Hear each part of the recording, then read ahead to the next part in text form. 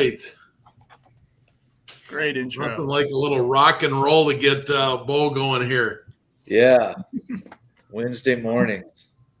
Hey, Joel, welcome in. All right, Eric, for those of you that are loyal followers of the show, we'd like to welcome in a special guest this week. We have Eric, and he is kind of he's me on steroids, really, after learning about him a little bit.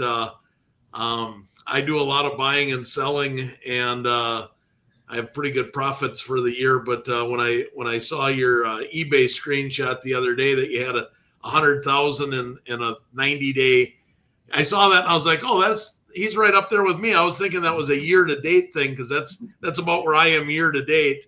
Then I realized that was a 90-day screenshot and thought, holy cow, I'm in the big leagues now.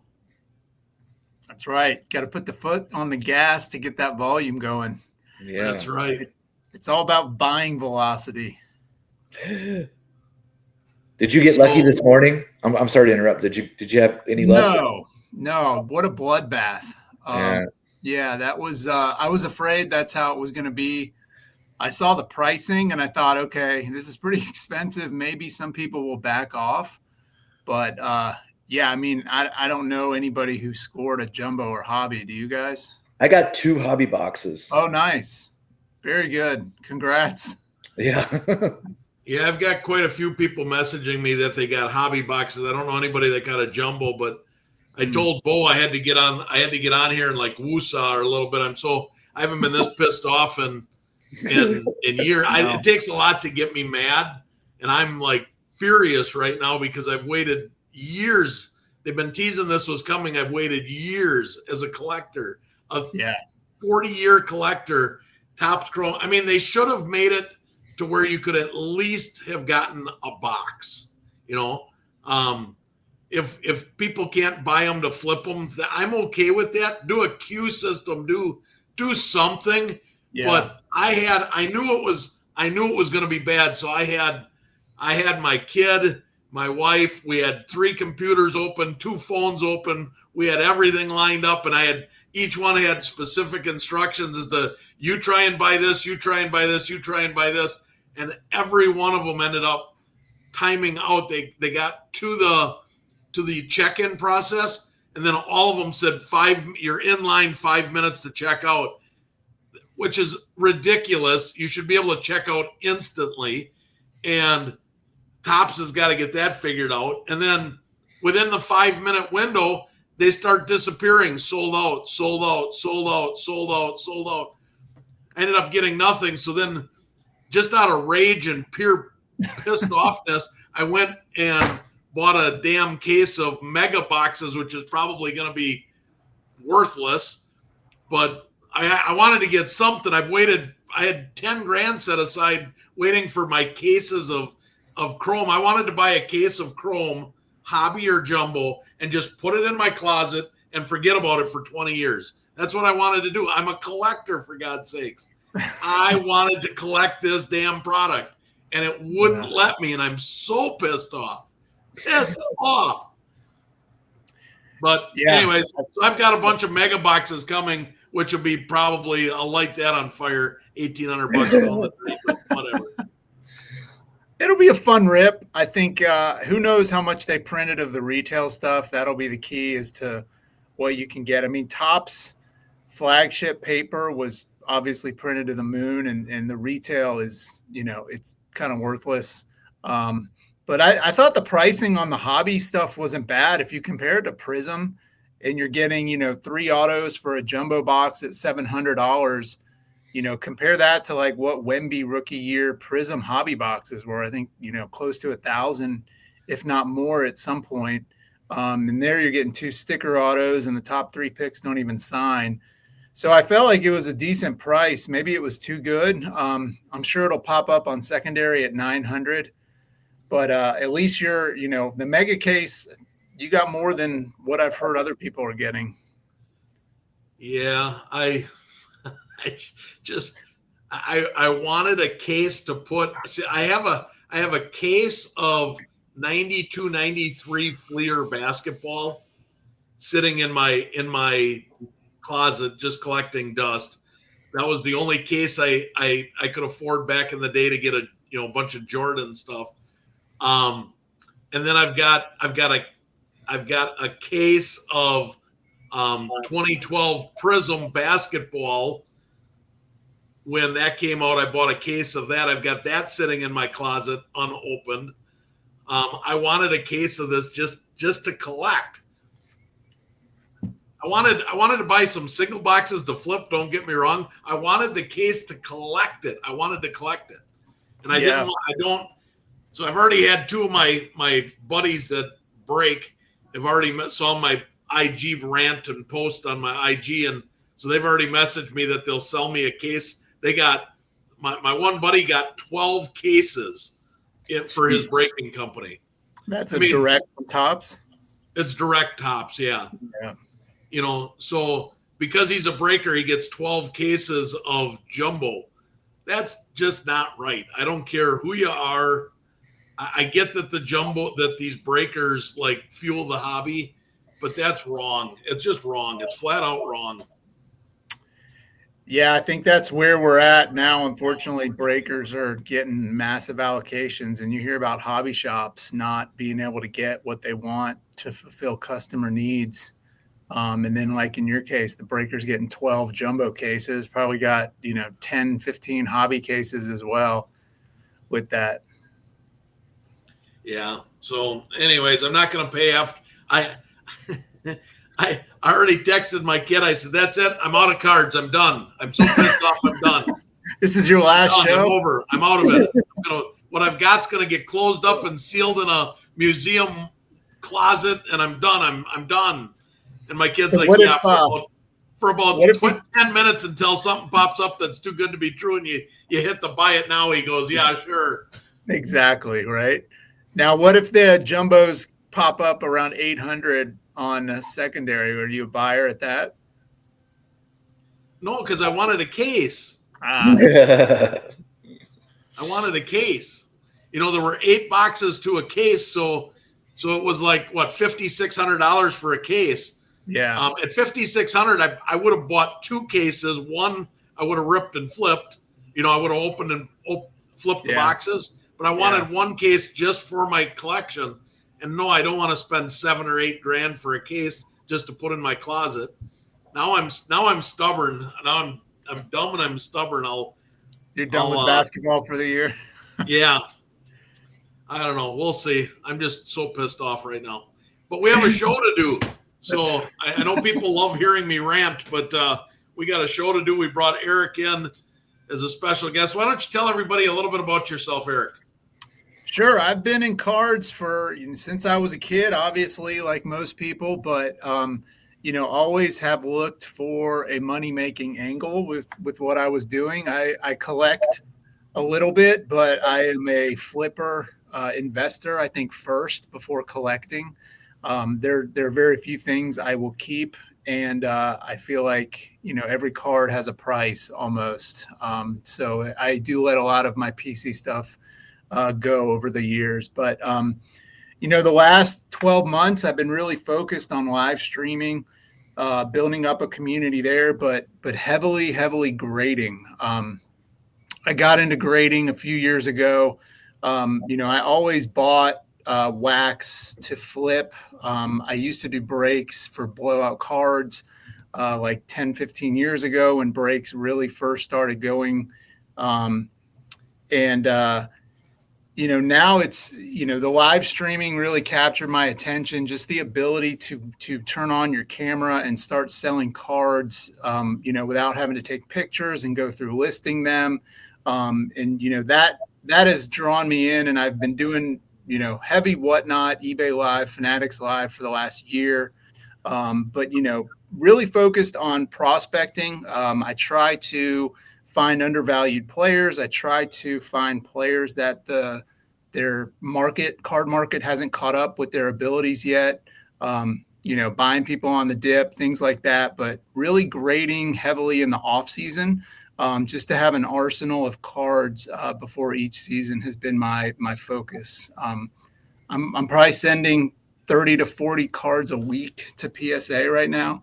And that really, just trying to increase my volume as much as possible in order to maximize returns right now. Yeah, I've been, so you and I the little bit that we've known, we seem to have similar plays, Oh yeah. similar strategies. I too, for about the last 5 years, I send off a bulk submission to PSA every week. It's usually 20 to 40 cards. I do have included in there is I do have 3 or 4 local guys that will throw me a couple cards every now and then and say, hey, can you grade this for me? But yeah, I've got a constant stream of cards going to and coming from PSA. I was just looking at my records yesterday, and I've spent $14,000 at PSA grading cards already this year. I believe it. And I thought, gosh, I'm on pace for about $18,000 this year, which will be that'll be about $4,000 more than last year. But the prices have gone up, so I guess that makes sense. So why don't we put into the comments here, what is the name of your Whatnot channel? I go under Mr. Hop on Whatnot. All one Is it word. all one word or separated? Yeah. No, all one word, all lowercase letters. And I've been on there for now a little over a year. I've got about 14,000 followers. I'm really trying to push 20,000. That's been my goal. But for me, the biggest thing has been just integrating everything. I've got my eBay account, Whatnot, Instagram, and just connecting those 3 to really make a brand. And people can find you easily that way. So you might have a card listed on eBay in a buy it now, and you get a message on Instagram from somebody, trying to buy it from you, which will help save those fees as well. But, you also have people on Whatnot. You can have it listed on eBay and still, show it on Whatnot and see what your asking price is. So, integrating all the avenues to sell, I think has been big for me. And what is your Instagram? The Cards Society. All one word as well. And that, I've really just focused on revealing submissions. I don't show off all my 9s that come back, but I do pretty well overall for grading. And so I've just done a lot of reels highlighting 10s. And I highly recommend people, if you don't have an Instagram account, use it as much as possible. It's free marketing for yourself. And, just showing off cards on your stories, you never know what kind of offers you can get. Constantly getting messages. I'll do a 30-second reel just revealing the cards I got back from PSA. And then all of a sudden you've got, messages in your inbox for people asking to buy those cards. Oh, so I'm being corrected. Go West Photography is Mr. spelled out for your Whatnot? Yes, MIS. All right, I did. Thank you, Go West. So that's me. I've stopped. That's you, Bo? Yeah. You're Go West? Yeah, I don't live in the West anymore, but I used to. But picked up a Raiders hat and came back. That was one of my old YouTube channel for my nature photography, and that's the only one that it would allow me to use to comment with. But I had to post Mark's comment. Welcome in, Mark, taunting me that I didn't get my Chrome basketball. Thank you very much. If you didn't log in early enough, Mark, you can hit replay and listen to my rant. So, all right. Well, so what we're going to do today, guys, is instead of listening to Bo and I ramble on about our thoughts and our plays, we're going to get Eric, who has a lot of experience, and he's in our Discord. If you guys aren't in the Discord, you should be. Drops a lot of knowledge in the Discord, some very good plays. And I got to be honest, he might have a wider net than I do, because he's got some guys in his prospects that I did not have in my prospects. So I might have to look into it. But the way this works, Eric, is when I go, I never know if when I put all the things for market movers in, I never know if it's starting from the top or the bottom. So we're going to pull up the first one, and then I'll know for what sport we're starting with. All right. Yeah, no problem. So Eric gave us a bunch of plays that he wants to, or players that we want to discuss here. So we're gonna start with the first one here. Yeah, this is to me by far the most fun part of the hobby. It's like fantasy sports of guys you target in the off season, sleepers, but really just people you think will increase in value, whether it's performance or something else. Ooh, yeah, PJ. So the first guy we're going to talk about is a guy that I did not have on my radar, or do not have on my radar. He also is not on Market Movers' radar because Market Movers did not have any information on an autograph of this guy. So the only comps I could get were through eBay. So, first guy, what do you like about PJ Haggerty? So Haggerty was at Memphis last year. He was the AAC Player of the Year. I don't think many people paid attention to Memphis last year, and he kind of flew under the radar. These were his first licensed cards in Bowman Chrome, which Bowman last year came out at the end of the season. It was, I think, Final Four weekend maybe. Mm-hmm. And so half the team, or not half the teams, 98% of the teams had finished and people had kind of moved on, to baseball and the NBA playoffs and stuff like that. So a lot of guys whose teams weren't in the finals kind of got missed, but Haggerty was on the draft radar last year and he withdrew his name. He was a potential first rounder, absolute elite scorer. He's 6'3", plays point guard, shooting guard. I think everybody's a combo guard nowadays. We don't really see, traditional point guards, but his last game, actually, he scored 31. He's at Kansas State now.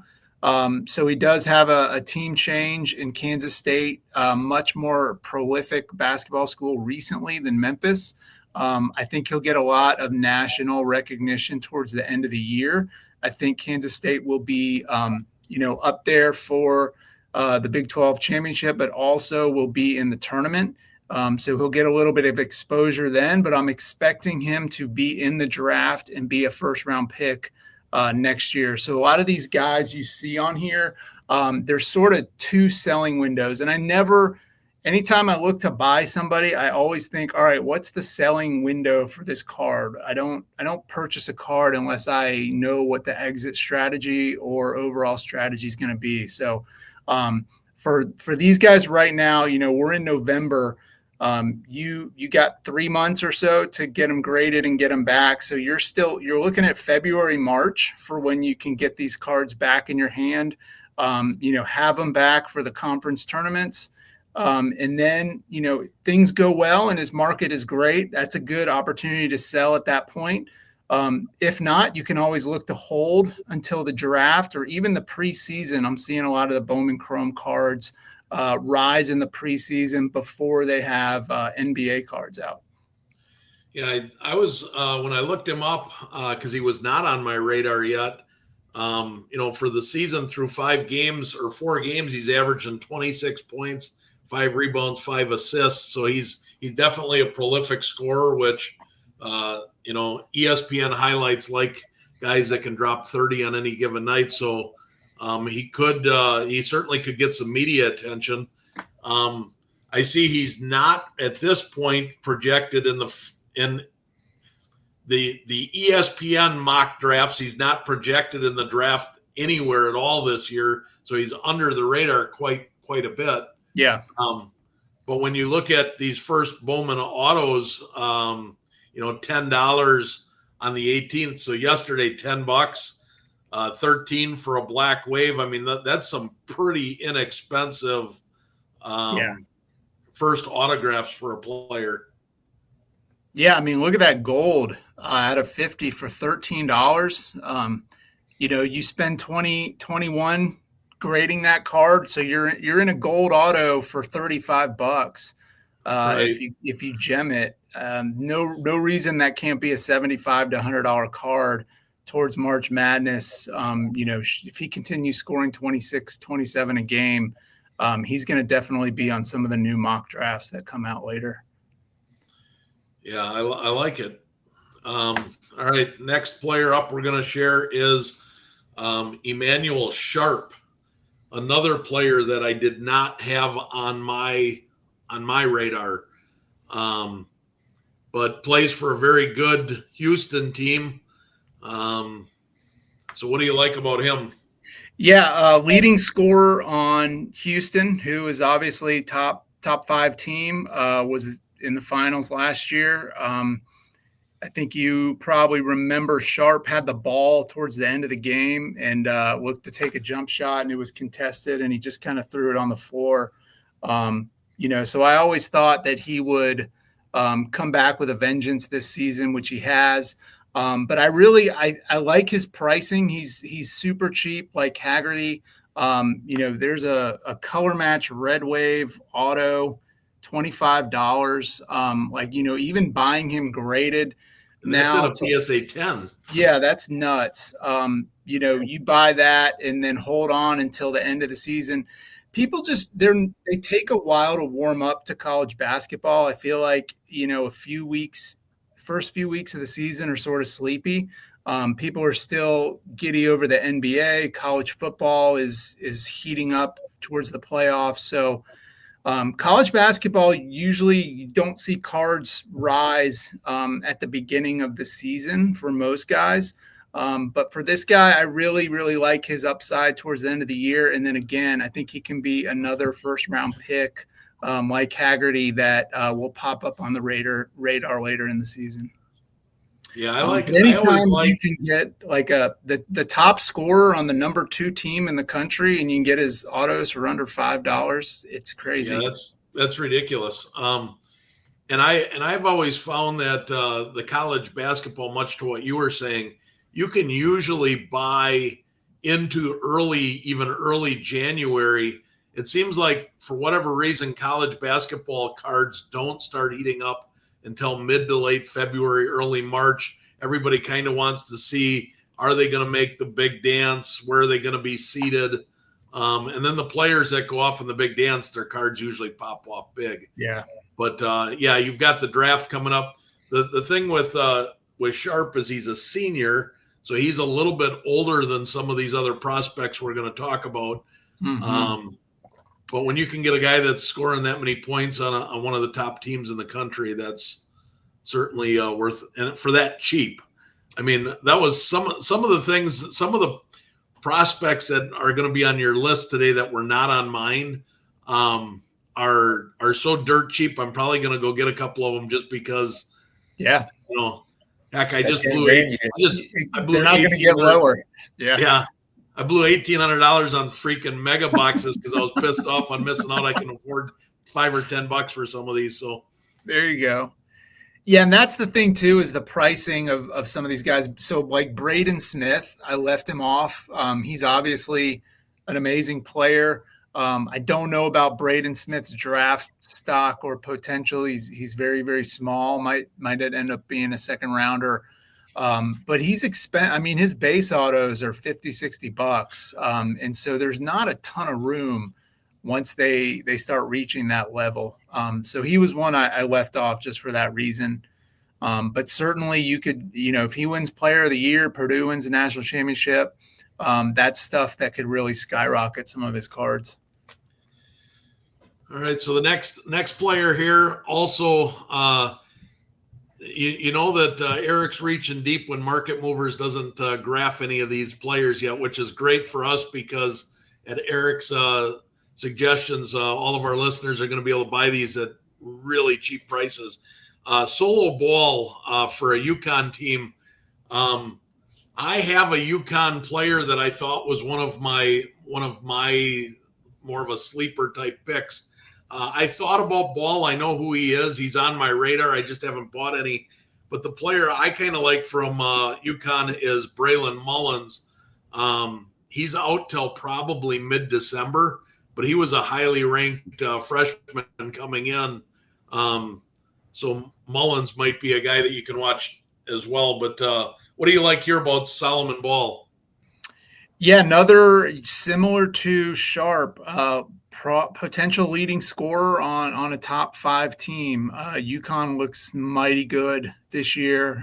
They have a great starting 5. Ball has really improved his game. He's become just a deadly 3-point shooter. He's very big. He's 6'3", close to 200 pounds. I think he's got a really nice frame. Reminds me almost of like a taller Desmond Bain. Just a built scorer. He can play point guard. He can play shooting guard.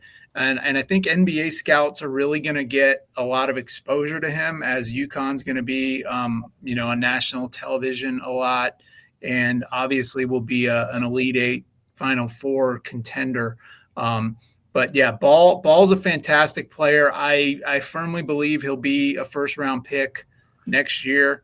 Even if he slides into the second round, I think he's a guy that you could hold his cards until probably the preseason of next season, similar to like a McNeely is this year for Charlotte.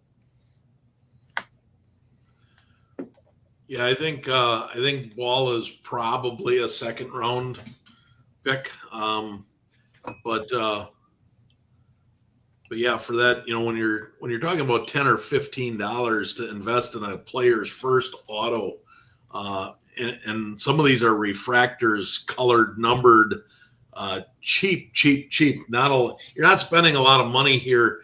When we'll get to baseball, but when you prospect on a guy like a Connor Griffin or a Kevin McGonigal, their first cards are $300. We're talking about $5, $10, $15. It's just not a lot to take a chance on. Yeah, that's a good point. I wonder when. I feel like we're going to see that change at some point. Bowman Chrome College has only been licensed for a couple years. I think 2022 was the first year it was actually licensed. Yeah. So, baseball Bowman Chrome goes back for forever. And it's always kind of been the card to have of a prospect until their Topps Chrome rookie. So I feel like football's starting to get more respect on the Bowman Chrome level where we're seeing those prices go up. I think we're going to start to see that too with basketball. Obviously, Cooper Flagg's Bowman stuff was crazy last year. Harper and Bailey as well. But I'm starting to see a lot more action on these Bowman Chrome cards. Like I have a bunch of Con Knipple graded cards that I threw up on eBay before the season at really high buy it nows, and people are starting to snab those. So, it just, all it takes is somebody getting drafted in the first round, having a few good games, and their cards go off. Yeah. VJ Edgecombe, kind of took everybody by surprise with his start to the season and got himself in the conversation with Cooper for Rookie of the Year, but don't sleep on Connie. Slowly inching his way up there. He's now in the top 3 for Vegas odds for Rookie of the Year. He might win it. I actually think that he's in the best situation because they need him to score.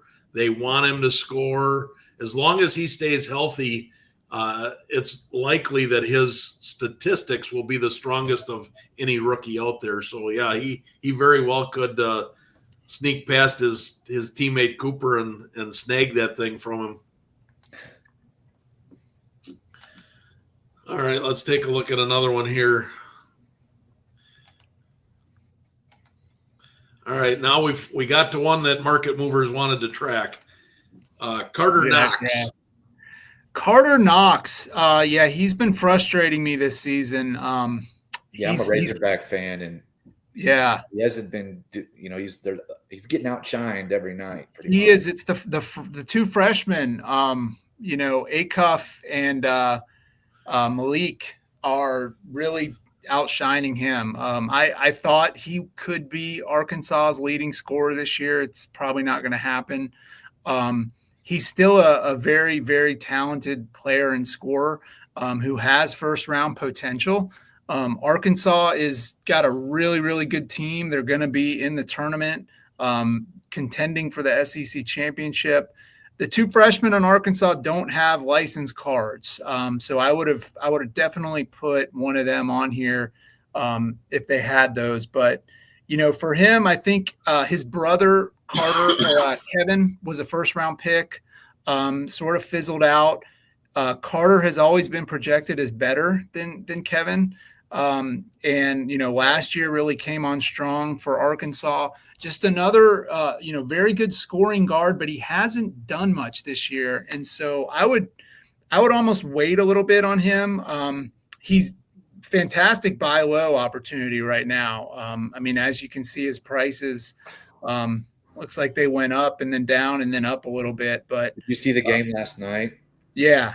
They barely won, and it was a huge controversy. They won that. That play at the end was just weird. Where I thought that Pringle was going to get technical foul on that. He just body slammed the guy. I know, he picked him up and threw him back down by his jersey. I was surprised they let all that go. But yeah, that was a hell of a win. Winthrop, scrappy basketball team that gave him a fight for sure. But yeah, Knox, I'd like to see a little bit more out of him over their next few games. Yeah, Acuff is the guy from Arkansas that I'm most intrigued by. But some of the prospects that I'm watching, like you mentioned with Acuff and even Braylon Mullins from UConn, they don't have any licensed stuff out yet. Mm-hmm. But those are players that you're going to want to watch for their first licensed stuff, whether it's they have a big game and it's a Topps or a Bowman Now card that might come out. But those are players that are, I think Mullen and Acuff both have first round potential. So as does Knox, but he's kind of getting overshadowed a little bit right now. Yeah, I'm excited. Hopefully Bowman Chrome has a lot of these freshmen in it when it comes out, and I hope they put it out earlier than April. Be nice to get it in February before the season starts. They do McDonald's usually in January, February, which is also nice. It'll have a lot of those freshmen in it too.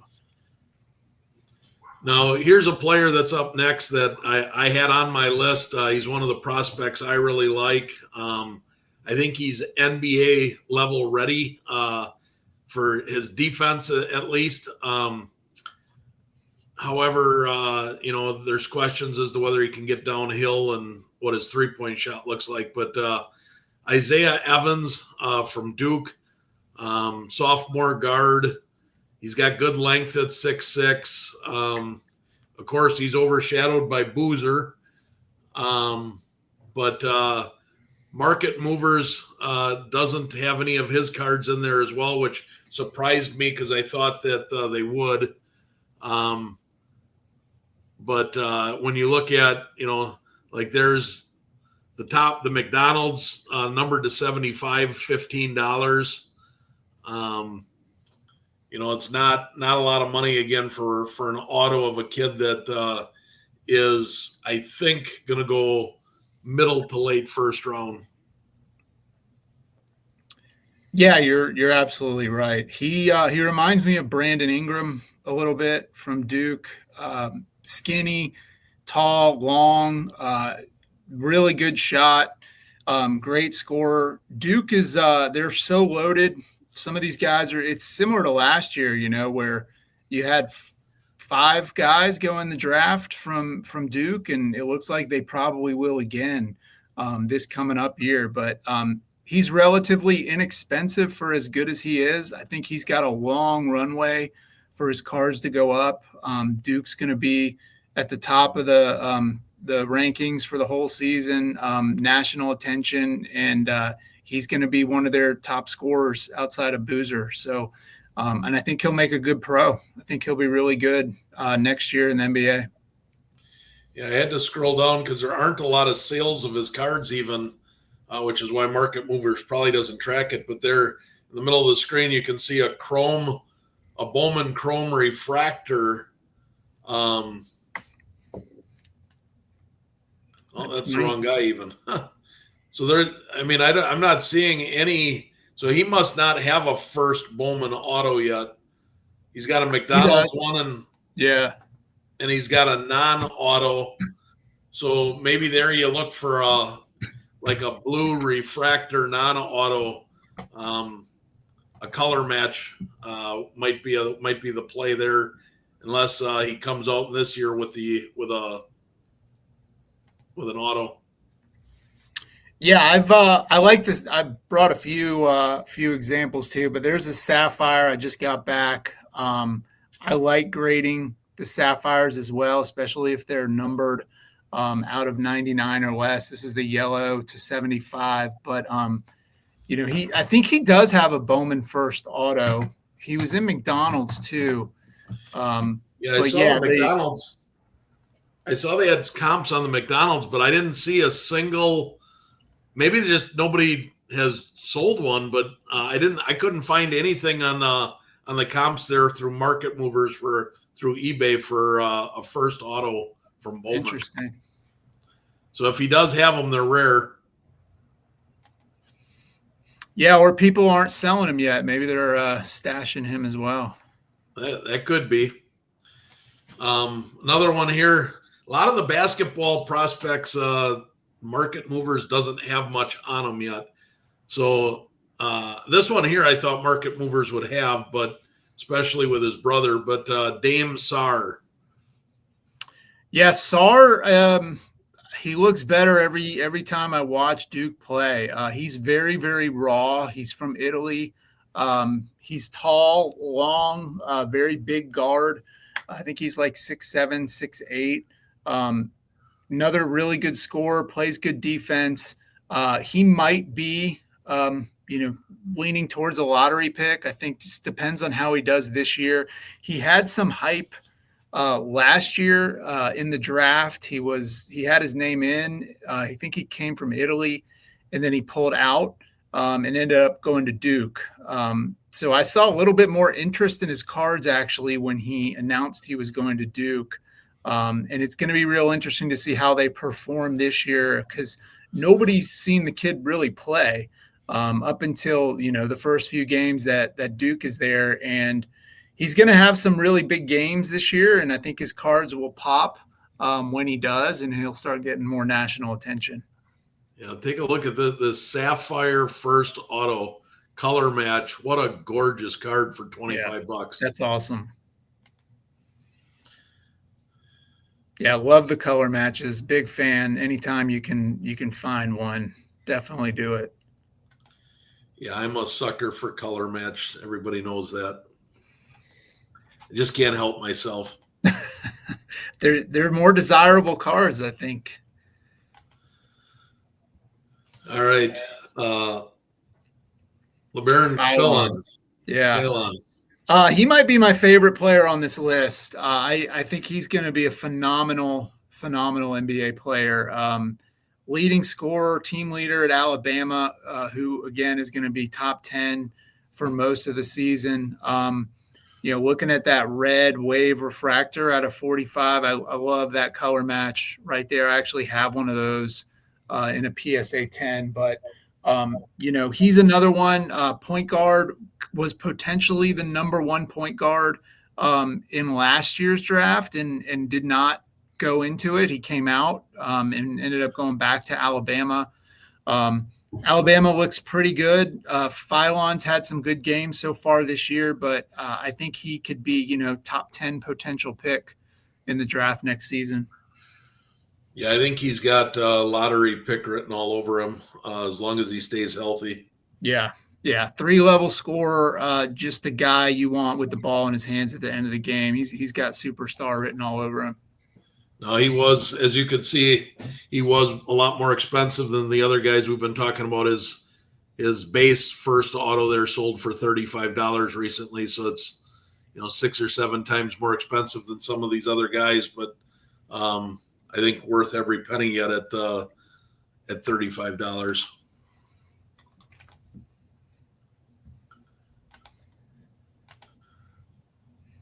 All right. Getting into some baseball here now. Oh, Benj. Nice. Yeah, Benj, Mets outfielder. Not the cheapest guy on the list. He is a Mets prospect. So, I always, with baseball, to me, it comes down to obviously the player's skill set, but you've got to factor in the team they're on, the position they play, who's in front of them, and, when the potential call up is. I don't like to hold cards for more than a year. I don't plan to hold them for more than in a year unless it's like a, PC card like Jordan graded cards that I'll keep for a while. But especially with baseball prospects, I try to buy guys in the off season that will potentially or should be called up next year, and may even contend for a rookie of the year. Benj, I think, is one of those guys that should be called up by the Mets. Just an absolute stud center fielder, defensive player, has a little bit of pop, a ton of speed. And I think he's a great buy this offseason if you can get some of his numbered cards or numbered autos. Sitting at 160 for a refractor at a 499 isn't a bad price if you compare that to some of the top 25 prospects in the game. So I like for Benj to be a relatively early call up, might even make the team out of spring training as well. Yeah, he's a player that if you're not wanting to spend that extra money and get a refractor, the base autos are $95 to $110. And he's certainly a player that had a lot of hype. He was a two-way. He was kind of a similar to a Shohei Ohtani. I don't know how many people are aware of that, but he actually pitched his first 2 years in the New York Mets system. And then this last year, now 2025, they did not allow him to pitch. They're getting him to focus on other things. So I think his hopes and dreams of being a two-way player are now squashed and over with. But he did pitch for a couple of years in college as well. So. Yeah, and he's a Met, and Mets, I think we saw with Jonah Tong and McLean last year, if you're a Met and you get called up and you have a couple good games, it's through the roof. Yeah, you get those big markets and any little hype and the cards go nuts. Yeah. Bonnemer. Yeah, he's one of my favorite players in the minors right now. Much more inexpensive than a lot of guys. He's only 20 years old. I think he hit 12 home runs, 30 stolen bases last year. So I like to target power speed combo guys. They tend to be, I would say a little sexier players that, usually are targeted high in fantasy drafts, but also guys that they have that swagger, and people like that. They like those type of baseball players. So Bonnemer's in the White Sox system, could start the season at Double-A, but potentially make his debut late next year. I probably wouldn't wait until the season starts to buy him. I would try to acquire some of his cards now and grade them as well. But yeah, in that 2024 draft class, which is pretty nice. It looks like his cards have stayed relatively flat for the most part. Yeah, the last 90 days, right around that $75 to $80 mark, is pretty consistent. He is not a player. Benj is a player that I dabble in a little bit. Bonnemer is not. I try to avoid White Sox prospects, but I certainly get the appeal to him. Yeah, they've got, White Sox. There are a couple guys I almost put on the list. Montgomery and Kyle Teal are two others that I think are worthy of dabbling into. But Bonnemer, to me, just his age and his toolkit, I think he could be a star. Do you typically wait for the call up to sell? No, I don't. I want to be done with their cards at the call up. They sometimes do go up, but I would say 75% of the time they go down. So usually before opening day. Yeah, I like that window, especially if they have a good spring training. I just try to pay attention to what their cards have been doing, if they're getting a little more steam. Like Esmeralda Valdez is a guy that I actually sold a couple weeks ago because he went off in the fall league. I wasn't planning on selling him, but he went bonkers in the fall league, and then he ended up having a great performance. Yeah, so with baseball, there's several different ways that you can sell them, and much to Eric's point, it could be a Arizona Fall League, it could be it could be some walk-off big hit for AA or AAA, whatever level they're at. Typically, if they have a good spring training, I like to sell in late February to mid-March. That baseball most prospects have a rise in their prices in that late February to mid-March range. But I do like to hold some till call up too, because that can be a pretty big spike if it's the right player. But most players I try to get rid of in spring training if I can.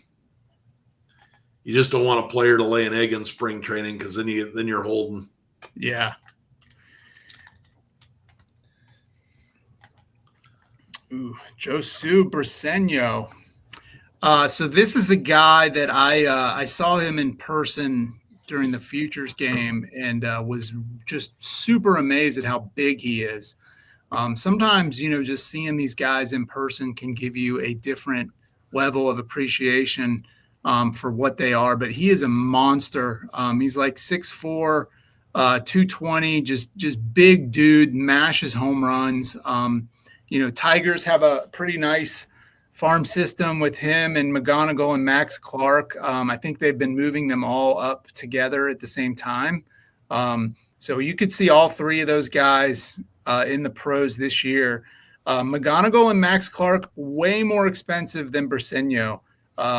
And this is the power guy. Like he could be a monster in the pros.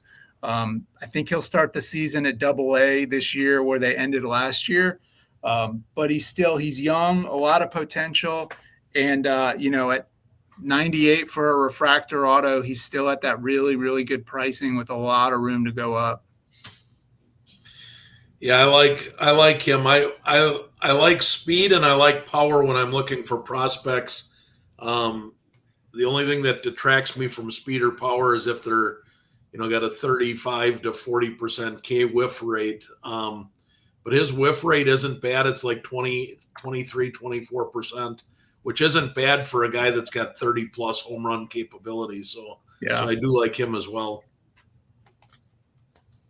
The Tigers are going to be formidable for a few years. They've got a really nice farm system.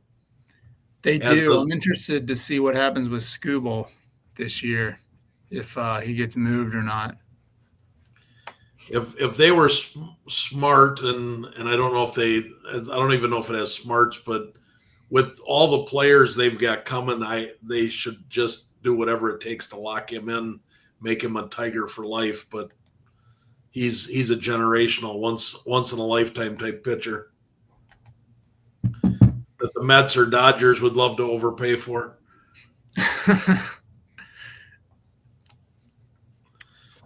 All right, you got Johnny Level. Yeah, one of the cheaper guys on the list, a little bit of a sleeper, but I don't think he's much of a sleeper. Very flashy shortstop with pop. One of the top, I think, 5 prospects in the Giants organization. Switch hitter, has just super fast bat speed as well. So he's been 18. Yeah, he's been rising through the ranks too pretty quickly, getting a lot of hype lately. Anytime I talk to a Giants fan, they're super excited about him. So I love the price of his cards right now. I've actually been buying quite a bit of him. He may not get called up next year. It might take another season before he reaches the majors, but I think when he does, his cards will be 2 to 3 times what they are now at that point. Yeah, I would be shocked if he made the majors this coming year. I don't think he's ready for that, but playing a shortstop position as a switch hitter in a good Giants organization, big market. Yeah, I like him as well. And when you can get a refractor auto for $50, you got refractor autos of guys that you've never heard of that still bring $15 and $20 because people collect them. So there's not a real big, it's a pretty low floor at $50. Yeah, especially given his age, those cards aren't going to go down anytime soon. I like the fact where he's at right now at 18 years of age. I like my prospects being a little bit younger. Agree. They get up in that 23, 24 range, and I start losing any interest in them. Yeah, I do too. Unless they played in college for a while and are just recently drafted, some of those guys I'll tend to go after. But I'm with you. I like 20 and below for the most part. Waldschmidt is a guy who's been getting a lot of noise lately. He's the number one prospect for the Diamondbacks right now. Another speed power combo. I think his cards are relatively affordable. Had a pretty good season in Double-A last year, and I think he could easily be a potential call-up, if not start the season with Arizona if he comes out in the spring and just crushes it. But yeah, right at around 100 for a refractor auto. Looks like a little bit of a slow rise on him, so people are really starting to pay attention to his cards right now. Yeah, he's got a nice little rise there in the last 6 months. He's a player that, as I was just talking about, older. He's 23 years old, so he's getting a little bit older for a prospect, but he's got a lot of thump in his bat. Yeah. And I think that's what's carrying his market right now. Is I think he is a player that could make a debut next year for Arizona. He's ended in Double-A this year, but I think that you could see him make the jump.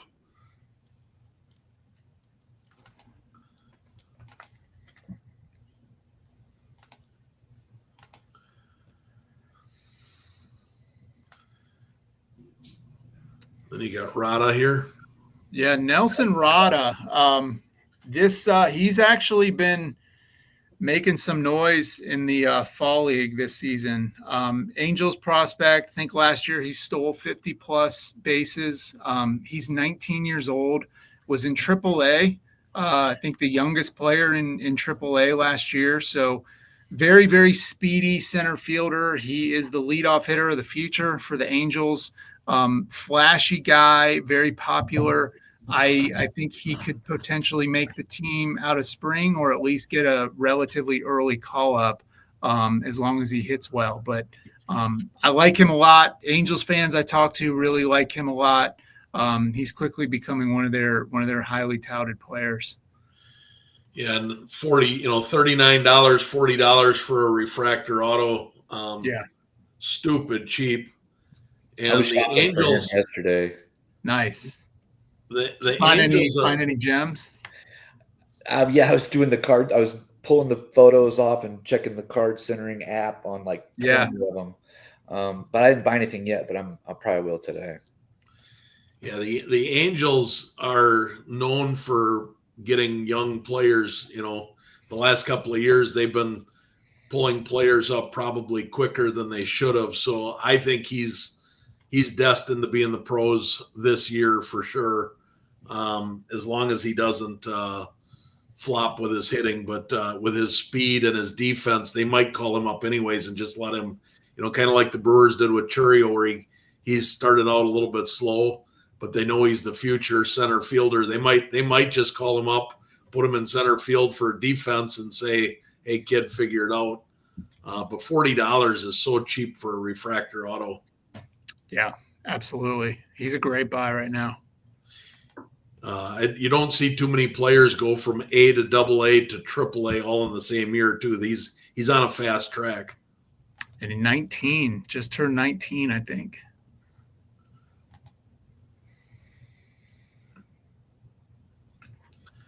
All right. Now this is a name that everybody will have heard of.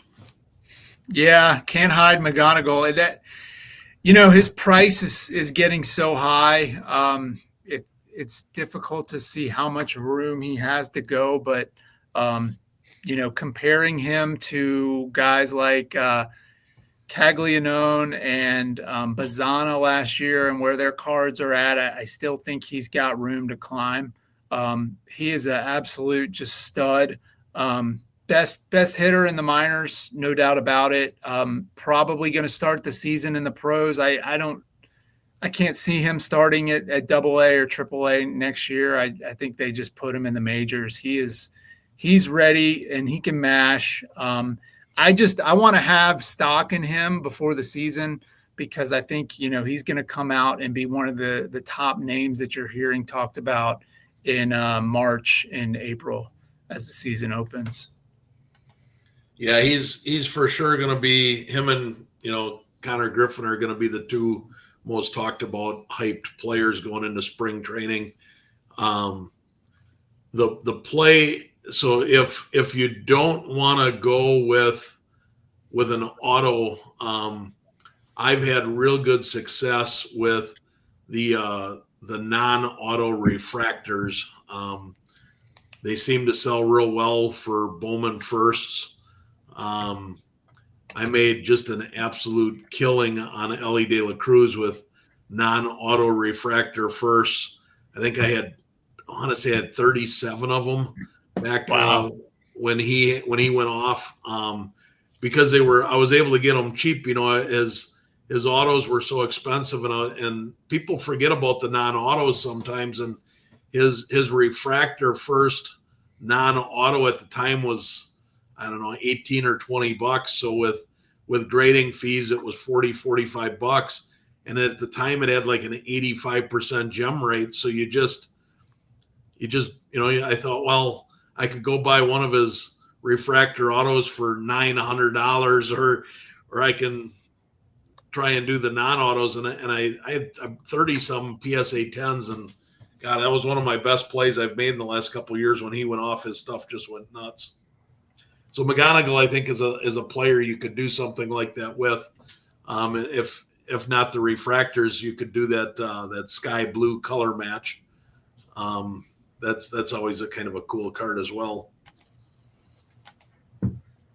Yeah, I agree. I think the Bowman first numbered are a nice play, much more affordable for guys like that. All right, we're going to finish this up here today with some football prospects. First one did not have any market movers data. KC Conception, wide receiver, Texas A&M. Brand new cards, 3 weeks old. I think the Bowman Chrome football are. So we're starting to see a dip already in this market as expected. New release comes out a couple weeks later, it starts to go down. So it's getting to be a good time to buy him. But he's getting a lot of first round noise. Top 15 pick status for the draft next year. Right now at Texas A&M, who is going to be potentially in the playoffs and a national championship conversation also. So you could see him getting even more steam over the next month.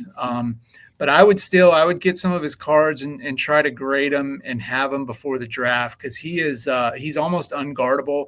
If you watch him play, just absolutely elite playmaker before he gets the ball and even after the catch. And so, yeah, he's going to be a talent and a first rounder, no doubt, next year, probably a top 3 receiver in this class. Yeah, this year's draft class is going to be interesting because receivers, there's some good receivers at the top of the board. Yeah, running backs are it's a weak running back class. So when we get to the one running back you posted here, I think I'm really intrigued there because I don't know if there might only be one running back that goes in the first round this year. I think he's the guy, and that's it. Yeah. So we'll get to him, but a little teaser there. So here we go with another wide receiver. We just talked about a stacked class. Yeah, Lemon has done really well the last couple of years at USC. He's got a 2023 is his Bowman first, as you can see on the screen here. So a little bit more established market. Some of these guys have multiple years of cards, and you want to definitely go for the first. He's a little bit more pricey. Being out of USC, he's getting a little more notoriety. But also I think he's a little more well-known, but very similar to Concepcion.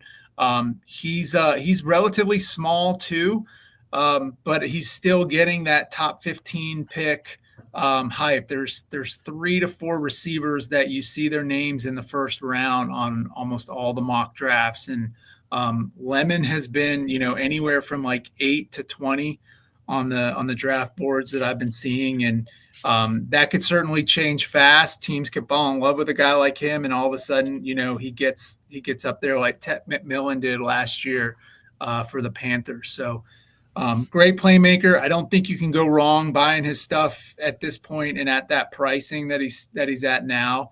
I think they'll hold their values for the next year. This card here, I wish I would have seen it. Talk about a color match. You got the gold with the red logo. Oh my God, what an awesome card that is. For sure. For $90. I'd love to see a repeat. I'd smash a buy it now on that one. Yeah, the golds are class, especially with the USC color match. That USC color match is for a top 3 receiver. That's crazy. Yeah. I have 3 or 4 of his at PSA right now. I forget exactly how many. Nice. To get in the back. Carnell Tate, another wide receiver. Nice graph. Well, yeah, he's more expensive than Lemon. I think he's been on the rise all season. He was a guy I bought more of his stuff early on. Everybody was talking about Jeremiah Smith, but Carnell Tate, Jeremiah Smith doesn't have Bowman Chrome cards. I think he's a Panini guy, so we might see him in Prism draft picks when that comes out later this year. But Carnell Tate, I've seen him as high as pick number 3 in mock drafts. That's huge. So, his size and what he's been doing at Ohio State, they could win the championship again, and he could just absolutely go bonkers in a playoff game, which will make that graph shoot up even more. But he's getting a little bit on the high end, I think, in terms of pricing. So I would definitely try to get some deals, or maybe even target him when the season ends and maybe there's not as much attention on Ohio State. But he's injured. I heard he might not play this on Saturday. Oh, really? Oh, nice. The other receiver, they got another good receiver. Jeremiah Smith. Yeah, both of them are supposed to be out on Saturday. Yeah, but we'll see. They'll need them for Michigan. Hopefully, in their case, they'll get them back in 2 weeks. But yeah, the 3 receivers, those 3 guys I think are going to be top 15-ish picks. So definitely good guys to have in your pocket before the draft. All right, now we're to the running back we were mentioning earlier. Jeremiah Love. Yeah, Love, really the only running back I would want to buy right now in terms of college.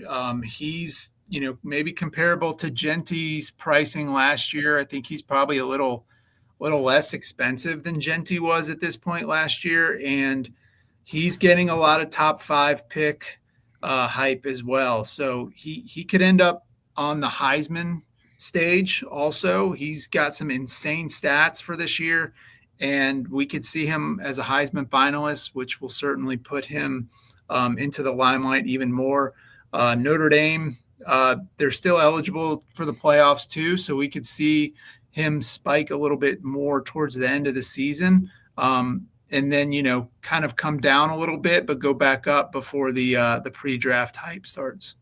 I photographed the Arkansas Notre Dame game, and he had, I think, 3 or 4 touchdowns in the first half, and then they didn't even play him in the second half. Yeah. I'm going to pick him first pick in fantasy football next year. Yeah, he's a beast. Yeah, it was incredible.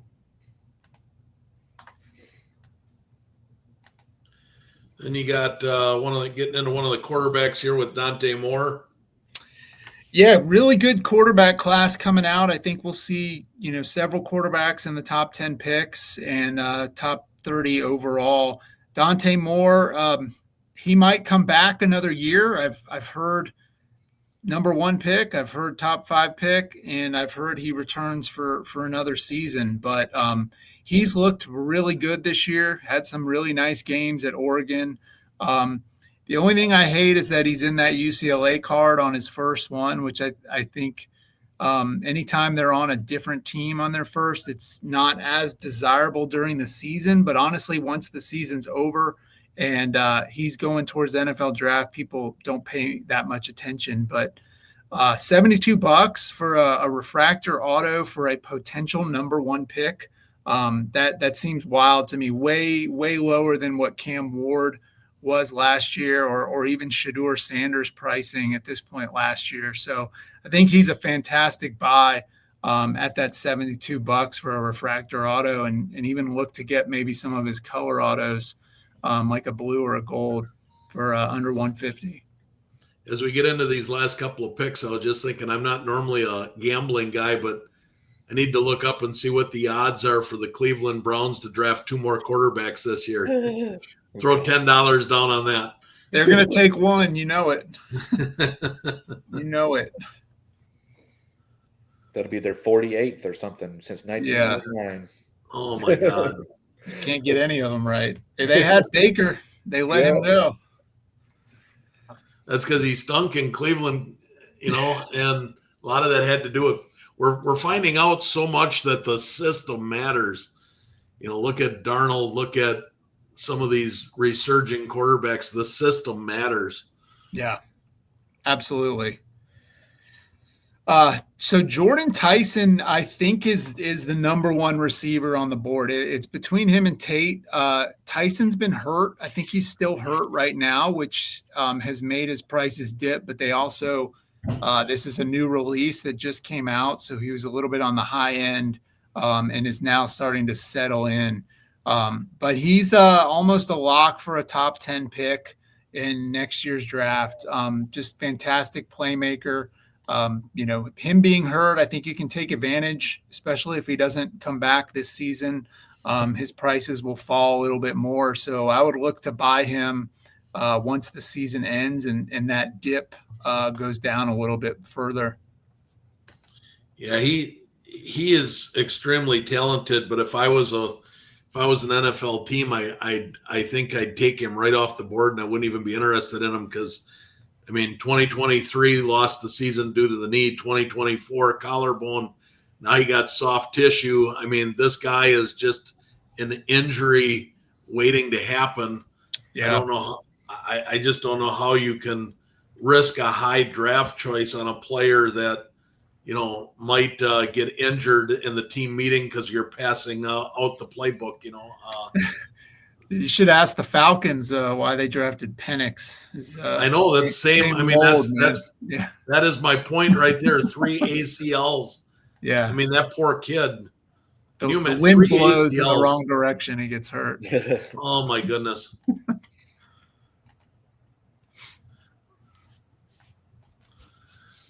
All right, we got Ty Simpson. Yeah, Simpson, he was a great buy early in the season, especially after Alabama lost to Florida State. Everybody was talking about him getting benched and bringing in the backups, but he's leveled a little bit up, as you can see on that mid-season spike there, but still under $100 for a numbered auto.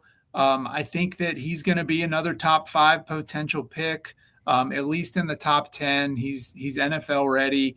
The scouts really like him. Alabama could end up going on another run in the playoffs this season. We could see them in the Final Four at least, which is going to make those cards spike up a little bit more. But he was a guy great person to buy in the off season, towards the beginning of the season. But I think there's also going to be another buying window maybe after the season ends. His pricing will go down a little bit more, so you can snag him and grade him before the draft. Yeah, he was a player I was buying back in August. I was paying around $25 to $30 a piece for these refractor autos. I actually got a gold for $55. Those are all at PSA right now. Nice. Very nice. But yeah, that was a player I really liked at the beginning of the year. Now he's having a hard time. I probably should buy some more, but at $100, I'm remembering what I paid in August, and I'm just having a hard time doing it. It's always difficult is when to know when to stop buying a certain prospect. But if you try to compare him to guys in the similar position last year, this is a guy like $300 for a numbered auto, where you could get 5 Dante Moore numbered first instead of 1 Mendoza. What's the choice going to be? I would not buy Mendoza now. I would wait until the season's over. I think he's got so much Heisman championship, first number 1 overall pick hype right now that his auto has come out of the gate. This is a brand new auto, and it has come out strong, and it is not going down. So it kind of shows you how much faith people have in him right now, and how good he has been. But big dude, he's got a cannon for an arm. I think NFL teams, all of them would love to have a guy like that on their squad, and he's going to have a lot of hype leading up towards the draft. So I would want to have some cards of him. Like you said before, if the numbered auto is too much, maybe look for one of his numbered non-auto Bowman first cards from this year. Mendoza is one of my regrets. Beginning of the year, I had a couple of my buddies that watch college football. They're like, hey, Indiana's going to be pretty good. Mendoza's pretty good. And I'm like, you guys have no idea what you're talking about. Indiana's terrible. Mendoza sucks. Eating my words by the week. I have 0 Mendoza, 0. Have not bought one. And at this point, I don't think I will be. I probably will have 0 Mendoza exposure. I'm on the Klubnik. I like Klubnik. I like Moore. I still think that when the season is over and everybody quits looking at records, they go to the combines and they see what Nussmeier can do. I still think Nussmeier works his way back into the conversation as a first round draft choice. I think that to me, it's between him and Dante Moore. If I'm an NFL executive, those are the 2 quarterbacks I would want. But I'm not an NFL executive, and I don't give out professional advice. As I told my buddy that Mendoza sucked, so that just goes to show I don't get it right all the time. I just wish Taylor Green would stop throwing interceptions like crazy. He's got the athletic body for being a great He reminds me of Jaden Daniels, just being so tall and fast, but he just throws picks like a madman. Maybe that's that Bobby Petrino offense. I don't know, but that's all of the prospects that today. But do you have anybody like that, Eric, where you thought somebody said you should buy him and you told him, no, that guy's no good, and he turns out to be a stud? You got any of those, or am I all alone on an island here? Oh no, yeah, I definitely have some of those through the years. I'm trying to think of one off the top of my head that I completely have passed on, but I can't right now. But yeah, it's impossible to get all these guys right. There's so many factors that go into it, but that's why I like to diversify as much as possible. Get 2 to 3 cards of each guy. And if you miss on one, you got 4 to 5 others that you're doing well on. So that's been my key to success, I think, overall, is just not putting all my eggs in one player's basket. So you can afford to take the L on a few guys and move on to the others. I'm going to take the L on Lenora Sellers. Oh my God. Yeah. He doesn't look good. I can't believe they blew that 30-3 game against A&M either. Yeah. What a disaster. We can't end the show without talking about a tight end, as tight ends with Bowers and some of these tight ends that we've been getting recently. The top 2 tight ends that are going to probably be in the draft this year. You got Michael Trigg from Baylor, and then you've got Max. I'm escaping me. What's his name? Max from Ohio State. Last name escapes me. But those are your top 2 tight ends in the draft this year.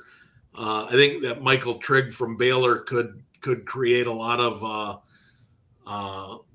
conversations that he reminds them a little bit of a Bowers type player, a guy that could play in the slot in the NFL. Big, fast, good hands. He's a player that his stuff is relatively cheap.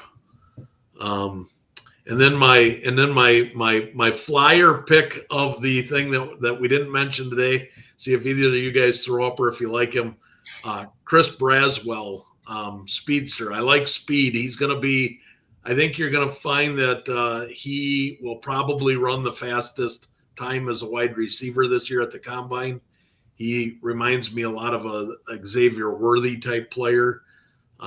He's just going to beat players down the field on a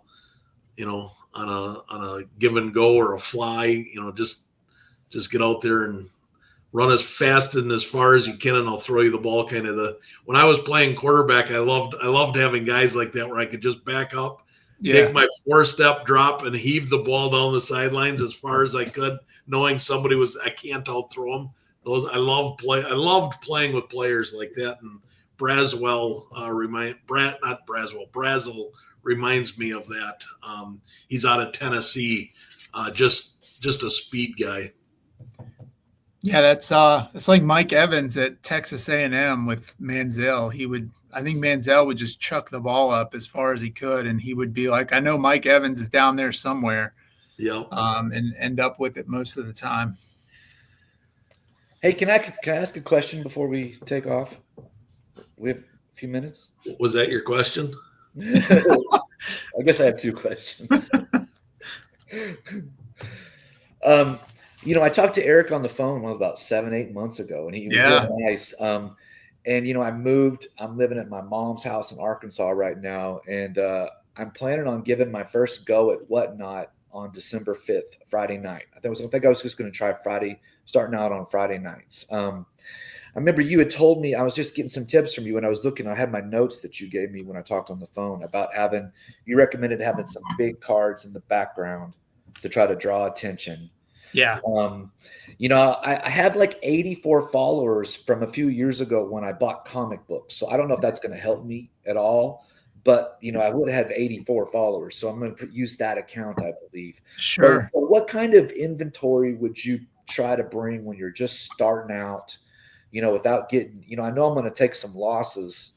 Yeah. The first few weeks, I've got a lot of extra Bowman U now cards, what do you think? So that's a great question. And Whatnot can be very overwhelming, especially at the beginning. I feel like you've got to kind of find your niche on Whatnot, and develop a following of people based on whatever that niche is. And I would lean towards your strengths. Like, what do you feel like the most about, to where if you throw up a card, you feel like you have a few things that you can say about that player.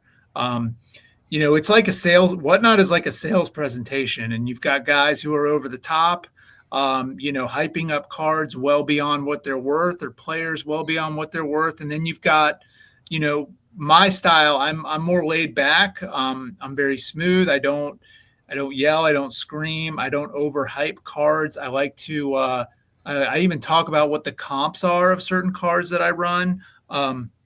But what I would do starting out is I would definitely have some slab. People love slabs, even PSA 9s. But definitely, if you've got some nice PSA 10s that you're looking to move, Got a bunch of Lenora sellers. there you go. Now's a good time to move all of those. But the thing about Whatnot is you never know who's going to be on at that time, right? So you might have somebody in the room who's asking you for Hawaii players or just some. I get the most random requests every time I go on, and so you've got to have. If you want to do multi-sport, you've got to have this massive inventory to appeal to all that. So that's where I say just if you want to do football, like just focus on football at the beginning. Eventually, maybe branch into other sports, but really just pick that one sport the most about, or maybe you have the most inventory of, and just try to run a show like that. You can do set prices for cards. The software is so easy to use to where you can change the price of any auction immediately. You can run a 5-minute auction and just let the card sit there and say, I got this card up for $100. Who wants to take it down? And if nobody bids, oh, well, you haven't lost anything and it didn't cost any money to even run that card. So I would comp a few, maybe like 10 cards, comp them out, know what the prices are, know what you would take for it. Keep in mind the fees on Whatnot are 8%, whereas eBay's 13.5%. So you're going to save that 5%. I like to always pass that off, and just try to come under whatever the last comp was or what I think I could sell this card for on eBay. Take 5% off that price and I'll run it at that. It takes a while before you can start running cards at $1 and just letting it go, unless you have let's say you like to rip packs and you ripped a bunch of stuff and you've got just like random numbered cards or, autos that aren't worth grading, they're off-centered, whatever they are. That's a great place to run those cards. That's to me like cards I get on eBay that I'm like, this isn't gradable because it's off center, or maybe there's a little bit of a ding or something. And I'll just go on Whatnot and I'll point that out. I'll be like, corner ding right here. I'll show them what's wrong with the card. If there's a print line, I'll call that out too. I don't always call out if it's off centered or not. I think people can typically tell that, but great place to run those type of cards. If you get PSA 8s and 9s back in a submission, great place to run those as well. But I would maybe try to gather some inventory. Oh, Terry, you're the man. That you don't really care about. And, whatever it goes for in order to sort of build that following. But once people realize that, hey, Bo's got some nice cards, they'll give you a follow and then they'll start asking you for certain things like that. And once you start getting that interaction, which is what I love about it, it's like the pulse of the industry, because people are asking you for what's hot in the moment. You're going to kind of hear, okay, this is what everybody's looking for. I keep getting asked for these players, and you can start tailoring your buying towards that to where, I've got a couple safe searches on eBay to where I'm just trying to find numbered cards of superstars, for whatever the season is. So I'll look for like LeBron, Steph Curry, Wemby, Maxey, guys like that. And you're finding like $10 to $15 numbered cards that you can maybe get on a deal. And then, you look to sell them on Whatnot once you've built up sort of that, base followers. And that's when you can start to sell cards over comps. I've had some success with that. People get FOMO on there like crazy, especially if you're running something that is a little bit more rare or harder to find. You'll get a bidding war. And, once people start swiping, they can't stop. So that's the nice part about Whatnot is that action. It's kind of like a high school. You've got popular sellers, you've got sellers that are maybe not so popular, but you've got to have a little bit of a some sort of an entertainment value to it. Whether you're just talking about sports the whole time, maybe you have amazing soundtrack songs that you're playing. But I got a big basketball following at the beginning, and I went hard on marketing. I promoted my show a few times. I did a bunch of giveaways. I probably spent about $200 to $300 right up front. I just looked at it as I'm building a card brand. I want to market myself. I want to build up followers. I want to direct people to my Instagram, my eBay store. And so I thought Whatnot was a great place to do that. And I ended up getting like 1,000 followers my first week. And it ended up being a lot of basketball people. So I love basketball, but I also love football and baseball. But I kind of went with the crowd. And then it got to the point where I was doing a lot, because I love college cards so much. I was doing a lot of Bowman Chrome, and I started to get a lot of requests for women players, because you don't see very many, women sports card sellers. So I started buying more WNBA, more college women's basketball. And it got to the point where now I can run a WNBA NCAA women's basketball card show for an hour and have 50, 60 people in the room. And it's, a dedicated show, 100 cards, just all women's sports. So, those are the kind of things, whatever path you want to go in, however you feel most comfortable, I would say just lean into your strengths, what you're most passionate about, what you want to talk more about. Because it's kind of like hosting your own live podcast, and you've got people there, and you can kind of direct them towards, what it is you're looking to sell that day. Nice. I appreciate it. Thank you. Yeah. Did you go starting out, how many times a week did you roll? I did every day for like 2 weeks. Well, 5 days a week for 2 weeks. And then I started, it's important to like schedule shows out too, and be consistent. And it's all about your schedule. Like I would just get on for 45 minutes, like at lunchtime. I have a little studio set up on a desk where I've got lights and a camera, and, I would just turn it on. I would have my card set to the side. I'd go for 45 minutes, and then I'd be like, all right, guys, I'll be back tomorrow at the same time. Just kept doing it over and over again before you start seeing the same kind of names pop up in each show. And before you know it, you've got 2 guys in the show, and then the next one there's 4, and it just keeps growing from there. And I think once you get to the point where you can get 30, 40 people in your room, that's when you can really start you can run cards.